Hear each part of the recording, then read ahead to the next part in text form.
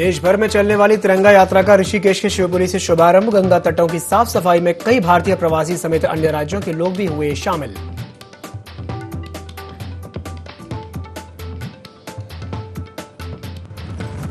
आजादी के अमृत महोत्सव के अंतर्गत लाल कुआं में रन फॉर यूनिटी का आयोजन। रेलवे सुरक्षा बल ने किया आयोजन। रेलवे स्टेशन अधीक्षक ने दिखाई हरी झंडी।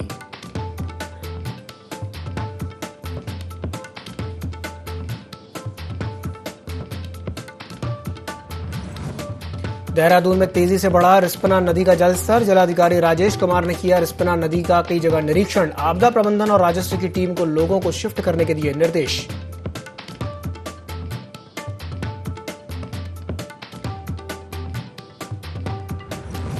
बाजपुर चीनी मिल जीएम से मिले कई किसान नेता। गन्ना भुगतान को लेकर रखी बात। मिल प्रबंधन ने दिया जल्द भुगतान का आश्वासन।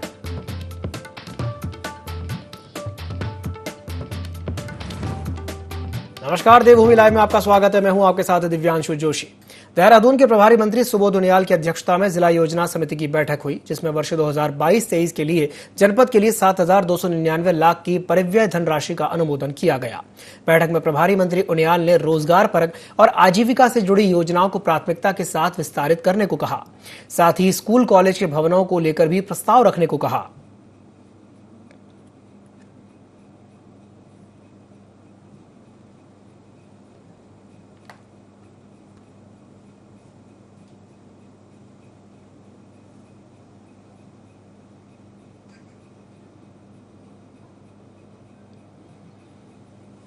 लाल कुआं में आजादी के अमृत महोत्सव के तहत रेलवे सुरक्षा बल ने रन फॉर यूनिटी का आयोजन किया। रेलवे स्टेशन अधीक्षक पुष्कर सिंह ने बल सदस्यों को हरी झंडी दिखाकर के रवाना किया।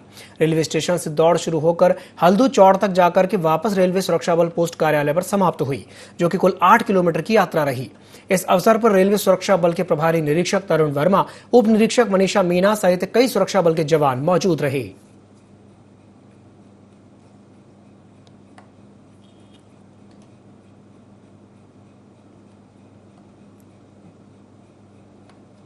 देहरादून में जिलाधिकारी डॉक्टर आर राजेश कुमार ने चूना भट्टी के पास रिस्पना नदी का निरीक्षण किया। बारिश में नदी का जलस्तर बढ़ने पर नदी किनारे बसे लोगों को शिफ्ट करने के निर्देश दिए। इसके साथ ही अधिकारियों को नजदीकी रैन बसेरों का चयन करने के भी निर्देश दिए। जिलाधिकारी ने इस दौरान कुछ रैन बसेरों का निरीक्षण भी किया और लोगों के बारे में जानकारी ली। जिलाधिकारी ने संबंधित अधिकारियों को अलर्ट जारी करते हुए अपने कार्यस्थल पर बने रहने के भी निर्देश दिए।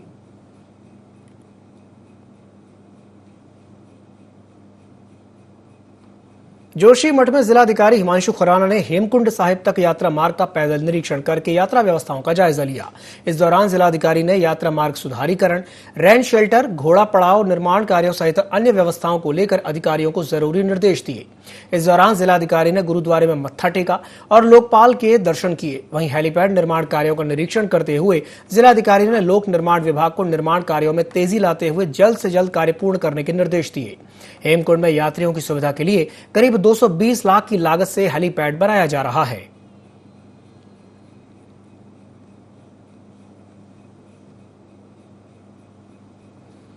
लोहाघाट नगर के सड़कों और चौराहों पर कूड़ा फेंकने वालों पर अब नगर पालिका सख्त कार्रवाई करेगी। नगर पालिका लोहाघाट के ईओ मोहम्मद इस्लाम ने बताया कि नगर पालिका के द्वारा कूड़ा निस्तारण के लिए लोगों के घरों से कूड़ा वाहन के जरिए कूड़ा सुबह और शाम उठाया जाता है। इसके बावजूद भी नगर के कुछ संभ्रांत लोग नगर के प्रमुख गांधी चौक और अस्पताल गेट के सामने कूड़ा फेंककर कूड़े के ढेर लगा देते हैं, जो कि सही नहीं है। इसे लेकर ईओ मोहम्मद इस्लाम ने नगर के लोगों से अपील करते हुए कहा कि कूड़ा गाड़ी में ही और घरों व दुकानों का कूड़ा डालें, न कि चौराहों और सड़कों पर, और स्वच्छता बनाने में नगर पालिका का सहयोग करें। साथ ही साथ कहा कि ऐसे लोगों के खिलाफ नगर पालिका सख्त कार्रवाई करेगी जो चौराहों और सड़कों पर कूड़ा फेंकेंगे। आपको बता दें कि नगर के प्रमुख गांधी चौराहे पर नगर के कुछ संभ्रांत लोग कूड़ा फेंक देते हैं, कूड़े का ढेर लग जाता है। साथ ही आने जाने वाले लोगों को गंदगी का सामना भी करना पड़ता है।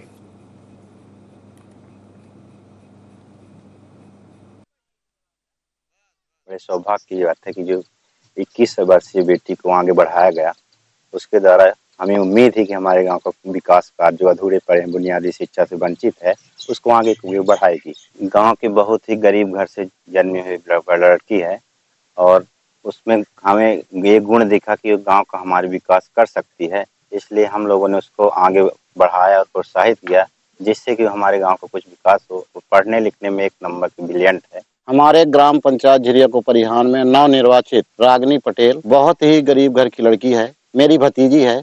उसको हम लोगों ने उसकी होनहारिता हम लोगों ने देखा तो हम लोगों ने उसको चुनाव लड़ाने का प्रयास किया, महिला सीट होने के नाते।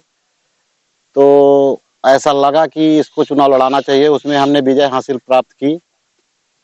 गांव के विकास के लिए, गांव का विकास होगा, ये मेरा पूर्ण विश्वास है। मुझे चुनाव लड़ने की प्रेरणा मेरे गांव से मिली, क्योंकि मेरा गांव पीछे हो रहा था।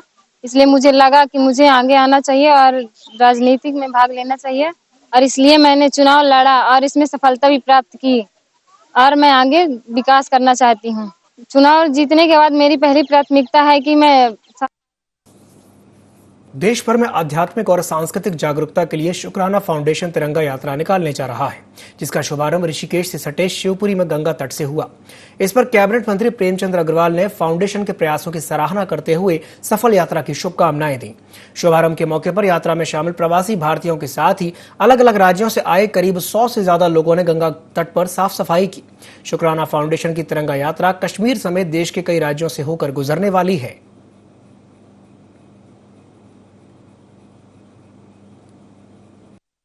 स्टेट से आए हैं, ऐसे जितने भी लोग हैं, कुछ भारत से, जो भारत से बाहर के हैं, और कश्मीर से लेकर कहते हैं ना कन्याकुमारी तक, हर एक स्टेट से लोग यहाँ आए हुए हैं। और एक चीज़ जो सब में कॉमन है कि हम दिल से भारतीय हैं, हमारा मूल भारतवर्ष, और हम अपने इस देश से बहुत प्यार करते हैं। और दूसरी चीज़ जो कॉमन है हम सब के अंदर, 100 से ऊपर हम जो लोग हैं, कि हम सब लोग शुक्रगुजार हैं। हम अपने देश के लिए, उसकी आबो हवा के लिए, धरती माता के लिए, इस खाना पीना, अन्न, भोजन, फल फ्रूट, हमें जो रोजी रोटी मिली, हमारे को जो अपने कपड़े, अपने जेवर, अपने पैसे, हर चीज़ इस देश से मिला, तो उस चीज़ के लिए बहुत शुक्रगुजार है। और कहते हैं सबसे बड़ी शुक्रगुजारिता अपनी माँ के लिए होती है, जिन्होंने हमें पैदा किया।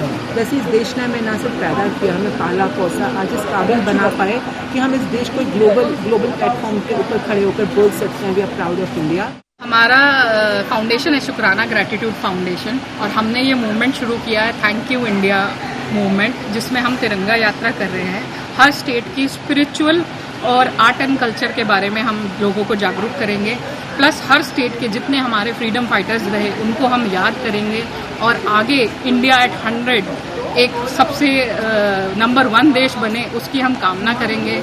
और हमारे सिटीजन्स को जो भूल चुके हैं हमारी संस्कृति क्या है, उनको हम अवेयर करेंगे कि हमें अपने पंच तत्वों का शुक्रगुजार होना चाहिए, इस देश की मिट्टी का शुक्रगुजार होना चाहिए, जिसकी वजह से हमें खाना पीना मिलता है, जिसकी वजह से हमें संस्कार मिलते हैं, और हमें गर्व होना चाहिए कि हम इस देश के। हमने यहाँ से इनॉग्रल किया है गंगा माँ के आशीर्वाद से, और कश्मीर से कन्याकुमारी तक हम हर स्टेट जाएंगे, वहाँ का स्पिरिचुअल टूरिज्म प्रमोट करेंगे, वहाँ का आर्ट एंड कल्चर, वहाँ की संस्कृति प्रमोट करेंगे। मैं आशमीन द्वारा संचालित शुक्राना ग्रेटिट्यूड फाउंडेशन को उनकी थैंक यू इंडिया तिरंगा यात्रा के लिए बहुत शुभकामनाएं देता हूं। साथ ही देश भर से आए ऋषिकेश की इस पावन धरती पर पहुंचे लगभग 100 मेहमानों को भी बधाई दे रहा हूं, जो प्रत्येक राज्य में भारत की संस्कृति और उसके पूरे विश्व में जो हमारी अमीर संस्कृति रही है, भारत एक सोने की चिड़िया रही है।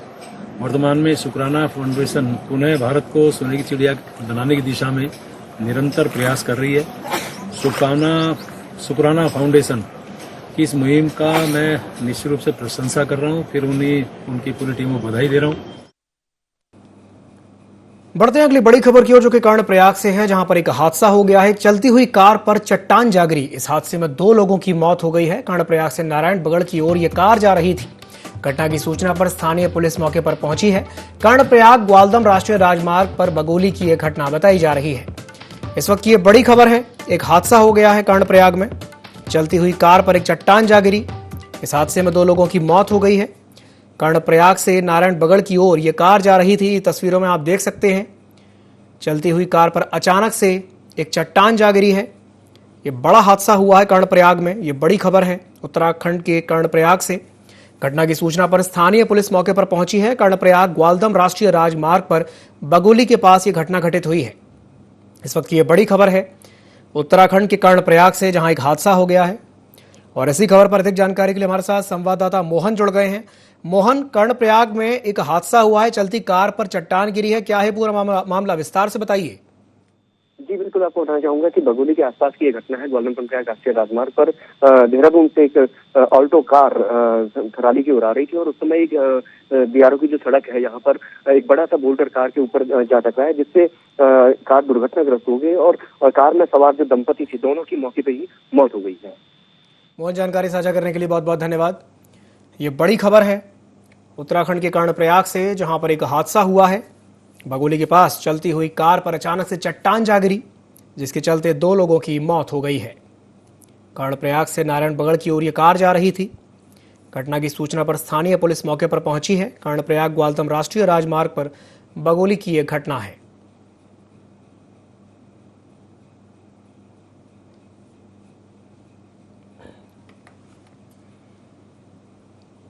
रामनगर में जिलाधिकारी धीरज सिंह गर्ब्याल ने तहसील सभागार में जनता दरबार लगाया, जिसमें 40 फरियादी अपनी शिकायत लेकर के दरबार पहुंचे। ज्यादातर लोग बिजली, पानी और पेंशन जैसी समस्याएं लेकर के पहुंचे थे। जिलाधिकारी ने अधिकारियों को निर्देश दिए कि शिकायतें रिपीट नहीं होनी चाहिए और अगर ऐसा होता है तो संबंधित विभाग के अधिकारी पर कार्रवाई की जाएगी।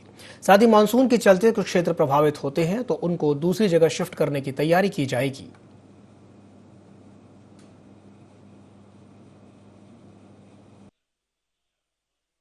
लोगों को मिल सकता था लीगली, उन लोगों को दे दिया गया। आने वाले सत्र में जो या इस वित्तीय वर्ष में तो उस एरिया में जो फ्लोरिकल्चर में काम कर रहे हैं उन लोगों के लिए हम रेफरल बैन वगैरह इनको देंगे। जिलों में जो परिवहन विभाग की ज़मीनें हैं और उनका पूरा सर्वे करा रही है और उन जगहों पे समय के हिसाब से आजकल वर्तमान परिवेश में जो चीज़ें हो सकती हैं उसके लिए पूरी तैयारी कर रही है। और नैनीताल जनपद में जितने भी रोडवेज की ज़मीनें हैं उनकी पूरी सर्वे करके वो ले गई है। लगभग 40 के करीब समस्याएं आई, जिसमें मैक्सिमम बिजली पानी की समस्या और कुछ लोग पेंशन को लेके आए और कोई लोग प्रोडक्ट्स को लेके आए, तो उसमें जो हम तुरंत उनको राहत दे सकते थे उसमें हम लोगों ने कार्रवाई की। हरिद्वार में कांवड़ यात्रा को दिव्य और भव्य बनाने के लिए जिला प्रशासन सहित स्वास्थ्य विभाग भी तैयारियों में जुट गया है।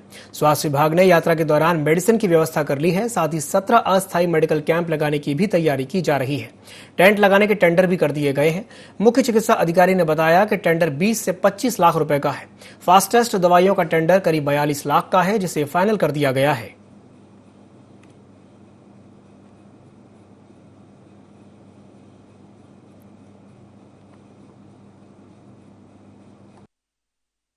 15 जुलाई से शुरू होने वाला है, 15 दिन का चलेगा काम। उसमें हम लोगों ने 17 MRP रखा है, मेडिकल रिलीफ पोस्ट जो बोलते हैं। तो उस पर हमारे टोटल 24/7 हमारे डॉक्टर्स प्लस मेडिकल स्टाफ्स रहेंगे। 17 के 17 हमारे पास छोटे एम्बुलेंस प्लस वहाँ पे एक बाइक एम्बुलेंस की सुविधा रहेगी। प्लस वहाँ पे हम सारे मेडिसिन प्लस ARV जो एंटी रेबीज वैक्सीन बोलते हैं, कुत्ते काटने के इंजेक्शन, वो भी सारे हमारे जो आउटपोस्ट है वहाँ रखे जाएंगे। प्लस 13 हमारे परमानेंट हॉस्पिटल्स हैं, जो ज्वालापुर, मेला जिला हॉस्पिटल, SDH रुड़की हो गया, ज्वालापुर भादराबाद हो गया, नारसन हो गया, लक्सर हो गया, भगवानपुर हो गया। इस तरह से हमारे 13 जो है परमानेंट हॉस्पिटल्स जो हम लोगों ने चिन्हित कर रखा है, और सब जगह 24/7 हमारे डॉक्टर्स और कर्मचारी कार्यरत रहेंगे। गदरपुर के तहसील सभागार में BLO की बैठक आयोजित की गई। डेटा एंट्री ऑपरेटर नवीन सिंह ने BLO को मतदाता सूची सुधार की जानकारी दी। सभी को मतदाता सूची में सुधार के लिए कुछ पत्र बांटे। किसी मतदाता का फोटो दूसरे में इसमें लगने से लेकर एक ही मतदाता का नाम कई बार आने जैसी गड़बड़ियों में सुधार पर जरूरी निर्देश दिए गए हैं।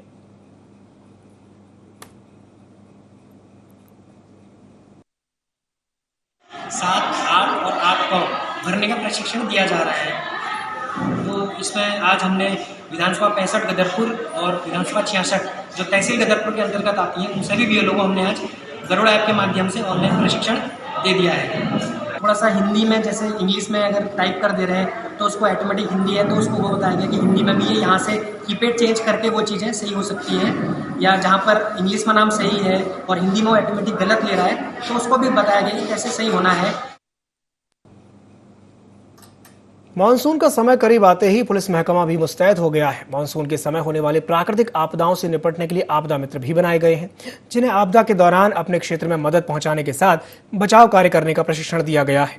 वहीं आपदा के दौरान पुलिस के साथ सहयोग करने में महत्वपूर्ण भूमिका निभाने वाले अर्धसैनिक बलों आईटीबीपी और एसएसबी के साथ बैठक कर राहत बचाव कार्य करने पर रणनीति भी तैयार कर ली गई है। लोकेश्वर सिंह पुलिस अधीक्षक ने बताया कि 25 जून के बाद मानसून हमारे राज्य में आ जाता है। मानसून की तैयारियों के संबंध में हम लोगों से मार्च से ही अपनी तैयारियां शुरू कर दी थी। जितने भी हमारे इक्विपमेंट या रिसोर्स होते हैं उनका ऑडिट कर लिया गया था। जो उपकरण थे उनको ठीक करवाया गया था। एनसीडीआरएफ फंड में भी अनुदान की मांग की गई थी, जो हमें प्राप्त हो गया है, जिसमें हमने नए उपकरण खरीद लिए हैं। 2 टीम एसडीआरएफ की ओर से और 1 टीम एनडीआरएफ की हमारे जनपद में मौजूद है। आईटीबीपी और एसएसबी के साथ भी मीटिंग हो चुकी है। उन लोगों के साथ भी हमारा समन्वय रहता है।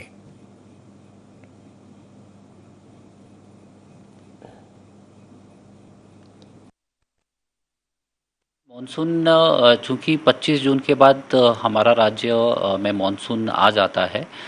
मानसून की तैयारियों के संबंध में हम लोगों ने मार्च से ही अपनी तैयारियां शुरू कर दी थी। उन तैयारियों के अंतर्गत हमने जितने भी हमारे इक्विपमेंट्स या रिसोर्सेज होते हैं उनका हमने एक ऑडिट कर लिया था और जो भी उपकरण थे उनको ठीक करवाया गया था। और इसी के साथ साथ इस वर्ष हम लोग जो हमारे गाँव जो आपदा प्रोन है वहाँ पर कुछ लोगों को आइडेंटिफाई करके हमारी पुलिस की टीम्स के द्वारा उनको ट्रेनिंग देकर आपदा मित्र हम लोग बना रहे हैं। लोहाघाट में नेपाल सीमा से लगे दूरस्थ गांव डनगांव में ग्रामीणों ने श्रम विभाग के खिलाफ प्रदर्शन किया। योजनाओं का लाभ न मिलने से नाराज ग्रामीणों ने श्रम विभाग टनकपुर के खिलाफ प्रदर्शन किया। ग्रामीणों ने श्रम विभाग की एक ब्रांच चंपावत में खोलने और नेपाल सीमा से लगे दूरस्थ क्षेत्रों में श्रम विभाग का कैंप लगवाने की मांग की है, जिससे लोगों को बार बार 150 किलोमीटर दूर टनकपुर के चक्कर न लगाने पड़े। प्रदर्शन में शामिल किसान नेता मोहन चंद्र पांडे ने भी मजदूरों को पंचायत स्तर पर सामान बांटने की मांग की है। जानकारी के अभाव में भी ग्रामीणों को योजनाओं का लाभ नहीं मिल पा रहा है।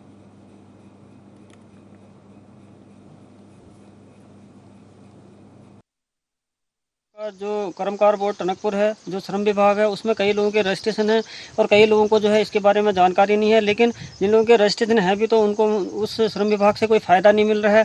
और किसी को जो लड़कियों की कोई शादी होती है या स्कॉलरशिप है या और भी अन्य कोई चीज़ें हैं, जो व्यक्ति जिस ट्रेड में काम कर रहा है, चाहे वो राजमिस्त्री हो, कारपेंटर हो, नहीं अभी तक उसको टूल किट वितरण किए गए हैं और वितरण किए भी गए हैं तो मनमाने तरीके से किए गए हैं। तो प्रशासन से अनुरोध करेंगे कि श्रम विभाग के जो भी चीज़ें हैं उसका जो है न्याय पंचायत में वितरण किया जाए और अधिक से अधिक लोगों को इसके बारे में जानकारी दी जाए ताकि लोगों को इसका फायदा मिल सके।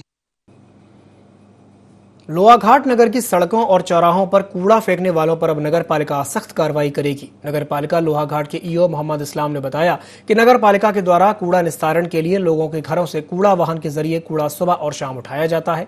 इसके बावजूद भी नगर के कुछ संभ्रांत लोग नगर के प्रमुख गांधी चौक और अस्पताल गेट के सामने कूड़ा फेंककर कूड़े के ढेर लगा देते हैं, जो कि सही नहीं है। इसे लेकर ईओ मोहम्मद इस्लाम ने नगर के लोगों से अपील करते हुए कहा है कि कूड़ा गाड़ी में ही घरों और दुकानों का कूड़ा डालें, न कि चौराहों और सड़कों पर, और स्वच्छता बनाने में नगर पालिका का सहयोग करें। साथ ही साथ कहा कि ऐसे लोगों के खिलाफ नगर पालिका सख्त कार्रवाई करेगी जो चौराहों और सड़कों पर कूड़ा फेंकेंगे। आपको बता दें कि नगर के प्रमुख गांधी चौराहे पर नगर के कुछ संभ्रांत लोग कूड़ा फेंक देते हैं, कूड़े का ढेर लग जाता है। साथ ही आने जाने वाले लोगों को गंदगी का सामना भी करना पड़ता है। टाइम जो है कूड़ा एकत्रित करने की डोर टू डोर की कार्रवाई जारी है और इस पर भी पब्लिक को काफ़ी जागरूक किया गया है। और जैसे ही मतलब पता लगाया जाएगा कि मतलब जिसके द्वारा जो गंदगी फैलाई जा रही है या सार्वजनिक सड़क पर कूड़ा फैलाया जा रहा है तो उनके खिलाफ जो है एंटी लिटरिंग स्पीटिंग के तहत जो है कार्रवाई की जाएगी और चालानी कार्रवाई उनके खिलाफ की जाएगी। तो लोहाघाट में नगर पालिका सख्त हो गई है, कूड़ा फेंकने वालों पर कार्रवाई की जाएगी।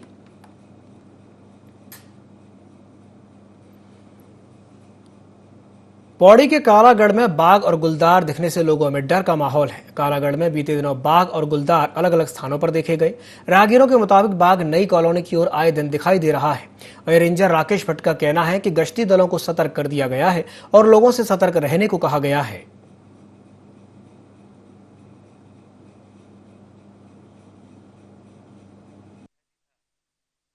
ये उसका वास स्थल है, वहाँ पे अधिकांश से यहाँ पे आबादी क्षेत्र है, तो यहाँ पे हमने जो भी लेपर्ड टाइगर दिख रहा है उसके लिए अपने स्टाफ को सतर्क कर दिया है एवं जो जनता है उसको सूचित किया जा रहा है कि आप अकेले दुकेले ना जाएं और समय से घर को चले जाएं। सितारगंज में जिलाधिकारी युगल किशोर पंत ने उकरौली के बाढ़ प्रभावित क्षेत्र का निरीक्षण किया। जिलाधिकारी पंत ने निरीक्षण के दौरान सिंचाई विभाग के अधिकारियों को बाढ़ से सुरक्षा के लिए स्टैंड निर्माण कार्य को तेजी से पूरा करने के निर्देश दिए। उन्होंने कहा कि रिवर चैनलाइज कार्य के माध्यम से नदी के बहाव को आबादी क्षेत्र से डाइवर्ट करके नदी का रुख सीधा किया जाए।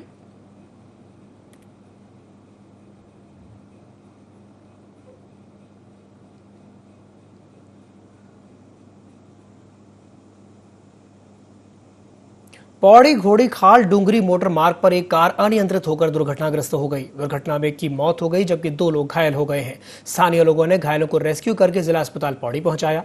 प्रभारी कोतवाल पौड़ी महेश रावत ने बताया कि देहरादून से किसी काम को लेकर 4 युवा पौड़ी के डूंगरी गांव आए थे। देहरादून लौटते समय एक स्थानीय युवा की बाइक लेकर 2 युवा आगे चल रहे थे। उनके पीछे कार में 3 लोग और आ रहे थे, लेकिन पौड़ी डूंगरी मोटर मार्ग पर दोपहर को कार अनियंत्रित होकर ऊपर की सड़क से नीचे वाली सड़क पर पलट गई। कार में सवार 3 युवक घायल हो गए। बाइक सवार 2 युवकों ने स्थानीय लोगों की मदद से तीनों घायलों को उपचार के लिए जिला अस्पताल पौड़ी में भर्ती कराया, जहां डॉक्टरों ने एक को मृत घोषित कर दिया है जबकि 2 का उपचार चल रहा है।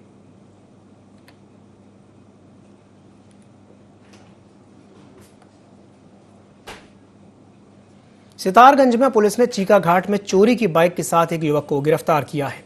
वहीं दूसरा साथी भागने में कामयाब रहा।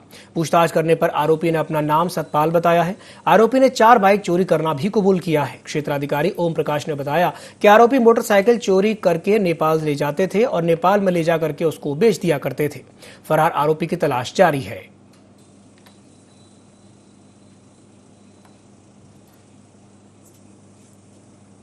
सरोवर नगरी नैनीताल से लगभग 10 किलोमीटर दूर गेठिया में 2 युवक का शव खाई में मिलने से हड़कंप मच गया। सूचना मिलने पर पुलिस ने दोनों के शवों को रेस्क्यू करके खाई से बाहर निकाला। आपको बता दें कि 26 जून को हल्द्वानी थाने में परिजनों ने दोनों युवकों की गुमशुदगी की रिपोर्ट दर्ज कराई थी, जिसके बाद से ही उनकी तलाश की जा रही थी। दोनों मृतक सगे भाई बताए जा रहे हैं।